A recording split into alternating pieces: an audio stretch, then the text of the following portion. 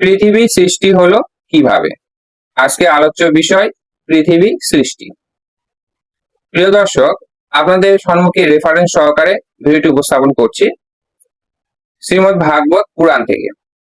তৃতীয় স্কন্ধ, অধ্যায় নাম্বার 5, শ্লোক নাম্বার 36, পেজ নাম্বার হলো 197। যারা আমার এই ভিডিওটি প্রথমবার দেখছেন তাদের কাছে প্রার্থনা, অবশ্যই চ্যানেলটি সাবস্ক্রাইব করবেন এবং সম্পূর্ণ ভিডিওটি দেখার পর আপনাদের মূল্যবান কমেন্ট করে অবশ্যই জানাবেন। তো এবার আসুন আমরা রেফারেন্স যাই। আপনারা লক্ষ্য করুন 36 নম্বর শ্লোক। এখানে কি বলেছে? যখন স্রষ্টা জল উৎপত্তি করলো, অর্থাৎ জলের যখন সৃষ্টি করেছে, তারপরে পৃথিবীকে সৃষ্টি করেছে। এবার লক্ষ্য করুন, তারপর জ্যোতি থেকে উৎপন্ন জল ভগবানের দৃষ্টিগোচর হয় এবং তাতে কাল ও মায়ার সংযোগে গন্ধ গুণাত্মিকা পৃথিবীর সৃষ্টি হয়েছিল। অর্থাৎ ভগবান অর্থাৎ ঈশ্বর যখন জলকে সৃষ্টি করলেন, জলকে সৃষ্টি করার পর সে জলের সঙ্গে অর্থাৎ জ্যোতি থেকে উদ্ভব জল ভগবানের দৃষ্টিগোচর হয়েছিল।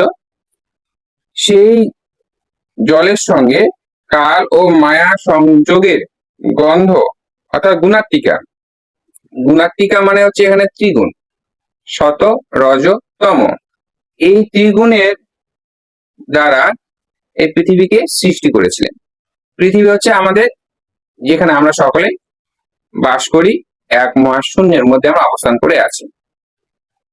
ভিডিওগুলো আপনাদের সম্মুখে সৃষ্টি তত্ত্ব নিয়ে উপস্থাপন করছি, পরপর করে আপনাদের সম্মুখে ভিডিওগুলো রেফারেন্স সহকারে তুলে ধরেছি। আপনাদের মন্তব্য অবশ্যই কমেন্ট করে জানাবেন। আজ হলো এই পৃথিবী সৃষ্টির রহস্য আপনাদের সম্মুখে তুলে ধরলাম, যে এই পৃথিবী মূলত ঈশ্বরেরই সৃষ্টি।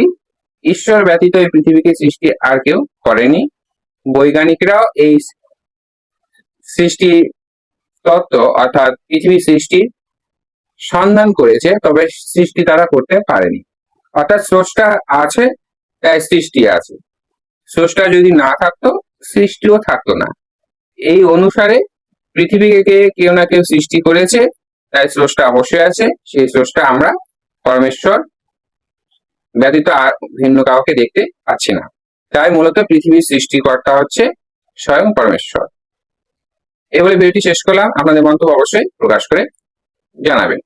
হরে কৃষ্ণ, গুরু গোবিন্দের জয় হোক।